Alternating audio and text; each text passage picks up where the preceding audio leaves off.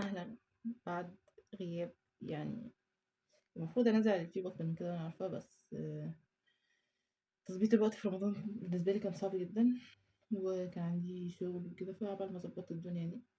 في موضوع عايزة أتكلّم فيه وأرجو أي حد يشوف الفيديو يكمّله للآخر، بمناسبة القرار اللي طلع بتاع إعدام الأسرى. الناس متفاجئة إن إزاي قرار زي ده يطلع ويبقى ما فيش تحرُّك، إحنا ليه لغاية دلوقتي ما بنتحدش، ليه ما فيش حاجة بتحصل؟ أنا بقى جاية أتكلّم في النقطة دي. وهي إن ليه ما فيش حاجة بتحصل، وإحنا مين اللي مفرّقنا والقصة ابتدت إزاي. خلّينا نرجع ورا أوي. أولًا أنا واحدة باحب التاريخ، باقرأ فيه شوية، ويعني كمان كنت درست شوية تاريخ في الكلية، تاريخ الدولة العثمانية وتاريخ الإتراك من زمان، وفي جزء مرتبط بالتاريخ العربي. فيعني حابة إن أنا أتكلّم في الموضوع ده، على قد معلوماتي وعلى قد أفكاري. أنا دايمًا ما باحبش إن أنا أعرف التاريخ وبس مجرّد معلومات كده أحطّها في الامتحان وخلاص، لأ، باربط الأحداث ببعض، باربط اللي بيحصل دلوقتي باللي حصل زمان وأشوفه هل بيتكرر والّا لأ، عشان فعلًا جملة التاريخ بيعيد نَفْسه مش عبثية خالص، بالعكس لمّا نعرف الأحداث التاريخية ممكن نعرف سياسات كل دولة، كل مجموعة بشر، كل أمة بتفكّر إزاي، إيه أسلوبها إيه حياتها والكلام ده كلّه. فالتاريخ والعلوم الاجتماعية هي علوم مهمة جدًا، مش بس أنا عارفة إن دلوقتي كل حاجة متجهة ناحية التكنولوجيا ومتجهة ناحية البرمجة والكلام ده، وده مش وِحِش بالعكس ده حلو، بس إلغاء العلوم الاجتماعية في سبيل إن إحنا نركّز بس على العلوم دي، ده مش صح خالص. بالعكس مع الوقت إحنا نَفْسنا نبقى شبه الروبوتات، هيبقى ما فيش هوية، هيبقى ما فيش هوية وما فيش عقل، ما فيش كل الكلام ده، هنبقى بس زي الروبوتات متبرمجين إحنا والآلة نَفْس الحاجة. فالعلوم الاجتماعية مهمة جدًا للتفكير وللحياة بشكل عام. طيب إيه اللي أنا طالعة أتكلّم فيه؟ زمان أيام دول كبيرة اللي هي مثلًا دولة الفُرس، دولة الروم والكلام ده، كانت الحروب بتبقى عاملة إزاي؟ والله حصل موقف بين الاتنين، حد هدِّد التاني، حد من الاتنين اتخانق، فردين مثلًا من الدولة دي على الدولة دي تتخانق، قامت الحرب. الحرب بتقوم بالسيوف والحصنة في مكان على الأغلب بعيد عن المدنيين، بيبقى اللي قوته أكبر بينتصر يحتل التاني، معروفة خلاص، وبتبقى أسباب الاحتلال واضحة، أنا جاية أغزوك عشان 1، 2، 3. ممكن لو عشان طمع في الثروات بيبقى باين إن هو عشان طمع في الثروات، لو عشان أنا جاية أغزوك وأحتلك يبقى عشان أنا جاية أغزوك وأحتلك، بس خلاص. يعني مش هنألف في الموضوع، مش هنمثل إن إحنا حمامات سلام. ولكن الاحتلال والحروب في العصر الحديث أو على طراز الاستعمار الأوروبي مختلفة تمامًا، وهي يعني هم عندهم حتة النفس الطويل شوية.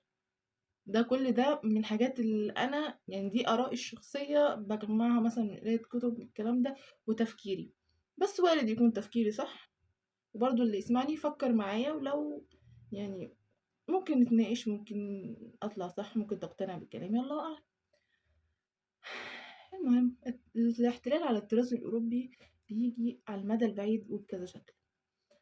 أول شكل وهو الشكل اللي حاصل دلوقتي، ألا وهو زراعة مشكلة والتدخُّل لحلّها.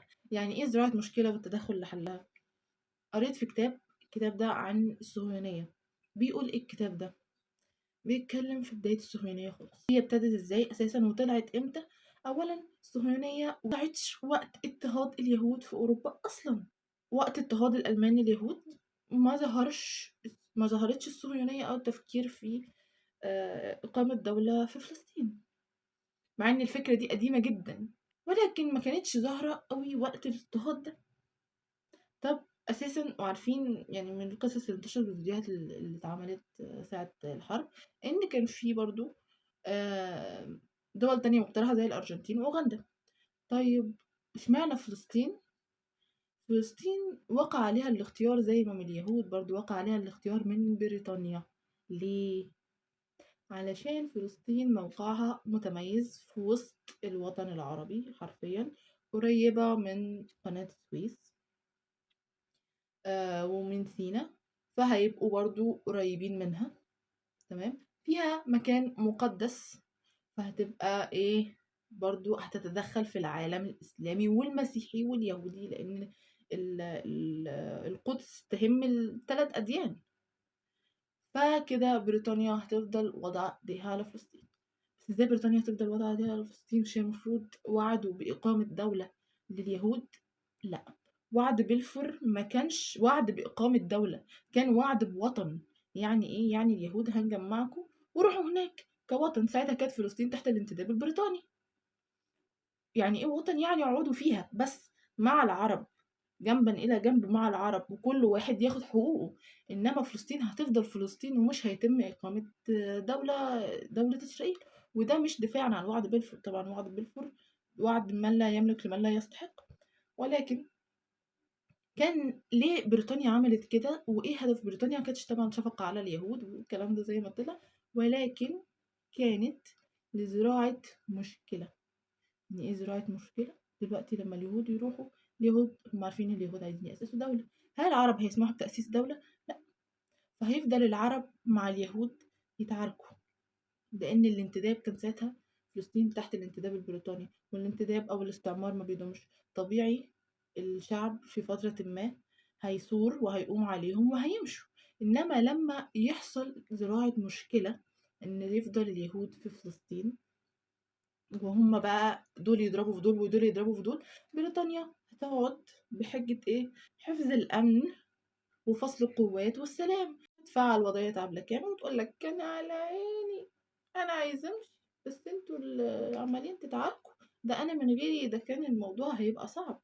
فتفضل حاطة رجليها في فلسطين لأطول مدة ممكنة، ويمكن كان في دماغهم كمان إلى الأبد يفضل هذا الصراع شغال. ولكن اللي معملوش حسابه إن اليهود غدارين، عرفوا يجيبوا أسلحة وعرفوا يقووا نفسهم وفلوس والكلام ده، وغدروا ببريطانيا ذات نفسها، وكانوا بيضربوا في الجنود البريطانيين. طبعا لو حليف تاني ان هم ايه؟ اسرائيل، اللي هم امريكا. طيب وبرضه كان هدف امريكا ان احنا نبقى مع اسرائيل دايما، عشان نبقى لينا رجل في الوطن العربي وفي الشرق الاوسط. نفس هدف بريطانيا، ولكن بريطانيا كانت عايزه تزرع مشكله، طائفتين عمالين يتعاركوا وانا بنفسي ابقى موجوده بحل. امريكا لا، احنا لينا الدراع موجود اللي هو اسرائيل. عشان كده لغايه دلوقتي هم بيدعموهم، لان اسرائيل بالنسبه لهم مستعمره في الارض، في الاراضي العربيه، بتنفذ لهم مصالحهم هنا. فده احد اشكال الاستعمار الاوروبي. زراعة مشكلة اللي هي زراعة اليهود، لو مثلا ما كانوش موجودين احنا نجيبهم ونخلي فيه مشكلة عشان نقعد نحلها. ايه الاسلوب التاني؟ ان احنا نقنعك ان في مشكلة عشان تتخانق مع اللي جنبك، ونيجي احنا برضو نحلها. زي مثلا زي ما درست في الكلية في اواخر الدولة العثمانية، ظهرت كتب المستشرقين ودراسات المستشرقين. دراسات المستشرقين دي ما اعتقدش ان هي هدفها كانت قوي الاجيال اللي موجوده في ساعتها. الاجيال الموجوده في ساعتها كانت معاصره وشايفه، انما هدفها ان الكلام ده يترسخ في عقولنا لغايه دلوقتي، وده فعلا اللي حصل. دراسات المستشرقين والكلام اللي طلعوه المستشرقين هم ايه؟ اولا المستشرقين دول هم علماء جايين من الغرب او من الدول الاوروبيه لدراسه اوضاع الشرق. جم امتى؟ جم لما الدول الأوروبية قررت تستعمرنا وتحتلنا، جم لدراسة أحوال الشرق عشان لما يدخلوا يعرفوا هما هيدخلوا ازاي وهيتحكموا في الشعوب دي من أنهم جهة.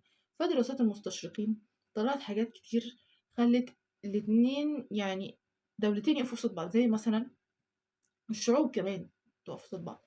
زي أفكار زي بتاعة الفلسطينيين بقى أرضهم، أفكار زي الدولة العثمانية كانت احتلال. وأنا هنا مش بدافع عن الدولة العثمانية، الدولة العثمانية دولة دامت للقرون، فطبيعي إن يظهر فيها الصالح والطالح.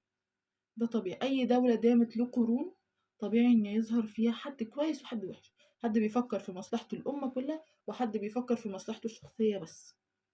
فوارد يكون عدى علينا كده وعدى علينا كده، ده طبيعي جدا.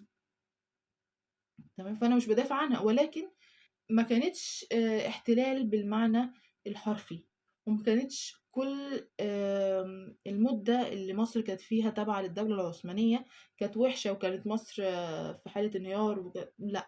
ودي برضه حاجة من اللي أقنعونا بيها، إن قبل الاستعمار الأوروبي كان الدول الإسلامية عامةً والشرق الأوسط كان عايش في ظلام وتأخُّر و وإن ما كانش في حاجة. عدِّت علينا فترة اسمها فترة الركود.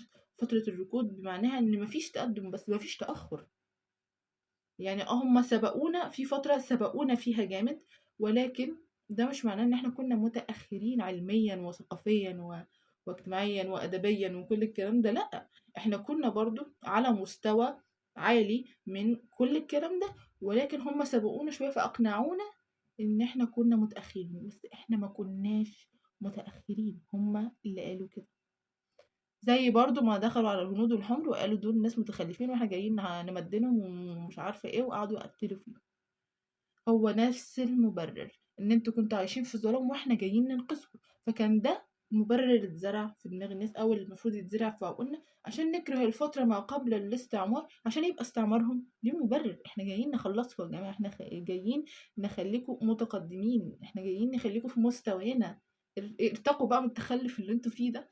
ولكن كل دي أفكار هم بنفسهم اللي زرعوها، فكان ده صنع المشكلة، إقناعك إن في مشكلة، إقناعك إن أنت قبل ما أنا آجي كنت في تخلُّف وظلام، فبالتالي هنكره العرب يكرهوا الدولة العثمانية، الدولة العثمانية برضه هتكره العرب، لإن إحنا فهيصنع بقى إيه، عداوة، والعداوة دي تزيد أوي مع الفكر القومي. إيه الفكر القومي؟ إن إحنا نبقى بلدي وبس.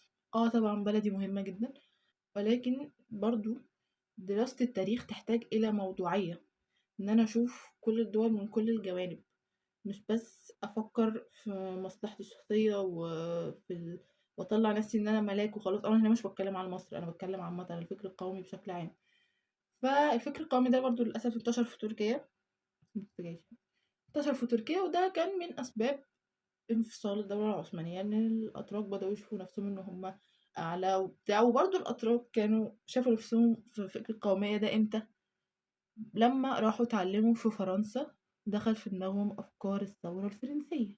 وبرضه كل الخراب جاي منين؟ عارفين بقى احنا خلاص.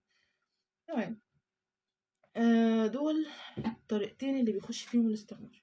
دلوقتي طبعا في استعمار تالت، وألا وهو الاستعمار الثقافي والفكري. ايه الاستعمار الثقافي والفكري؟ ان انا اقنعك ان حاجتي احسن، انا مش على ارضك. دلوقتي إحنا مصر الحمد لله في أمن وأمان ومش مُحتلة، أنا مش على أرضك، ما دخلتكش، مش هاعمل عداوة معاك، ولكن باقنعك بطرق خفية إني أنا الأحسن. فيظهر الشباب كتير مقتنعين إن موضة الغرب أحسن، موضة الحاجات اللي هُم بيعملوها، هُم في تفتُّح أكتر، هُم في أمان أكتر، هُم لدرجة في يعني كلام كتير بيطلع زي إن ده بيحصل بس في الوطن العربي، أصل ده بيحصل بس في الشرق الأوسط، أصل ده بيحصل بس فإحنا مقتنعين إن البقعة الجغرافية اللي إحنا اللي عليها هي السبب، وإن هم أحسن. أما هم مش أحسن، عاداتهم وتقاليدهم مش أحسن. فده احتلال ثقافي وفكري، إن أنا مش مقتنع باللي أنا فيه. أنا مش مقتنع إن أنا عندي تقدُّم، أنا مش مقتنع إن أنا عندي علم، أنا مش مقتنع إن أنا كويس. أنا دايمًا مقتنع إن أنا لازم أقلِّد. تلاقي الشباب بيلبسوا زيّهم، بيفكّروا زيّهم، الكلام بقى يترمى. يعني بقى حرفيًا في ناس بتتكلّم كلمتين عربي وسط كلام إنجليزي، احتلال يعني ابن لذينة. ويعني ده بالنسبة لي هو أخطر أنواع الاحتلال. ليه؟ الاحتلال العسكري هيقابل مقاومة من الشعب.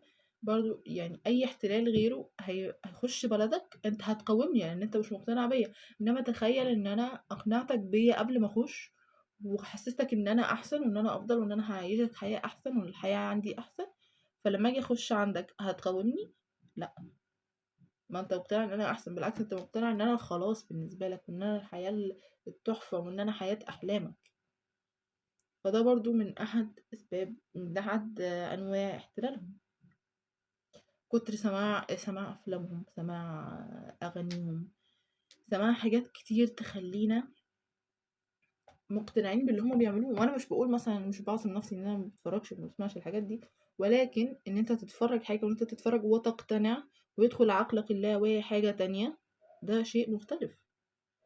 وعلى فكرة يعني لازم نتحكم في كمية اللي إحنا بنشوفه، لإن العقل اللاواعي عندنا بيخزّن، حتى لو إحنا مش واخدين بالنا إن في حاجة، إن في سلوك بيتغيّر، إن في فكر بيتغيّر، ولكن مع الوقت هتلاقي نفسك عندك فكر مختلف. فده برضه أحد أنواع الاحتلال. مع كل اللي أنا باقوله ده، ظهور مشاكل برضه، في ظهور في زرع المشاكل ده من قريب طلع المسؤول الأمريكي، مش فاكرة اسمه، بس من كام يوم كده مسؤول أمريكي كان مستقيل من حكومة ترامب، قال إن هم اللي عاملين داعش، وده برضه من أحد أساليب زرع المشاكل. يعني الأساليب ال3 اللي قُلت عليها هم اللي مخلّيانا لغاية دلوقتي عاملين كده، ما حدش خايف مننا بسببه، واللي خلّينا متفككين. بس يا رب يكون ده شيء مفيد، ويا رب يكون اللي أنا عايزة أقوله وصل، وبس. أشوفكم على خير إن شاء الله الفيديو الجاي.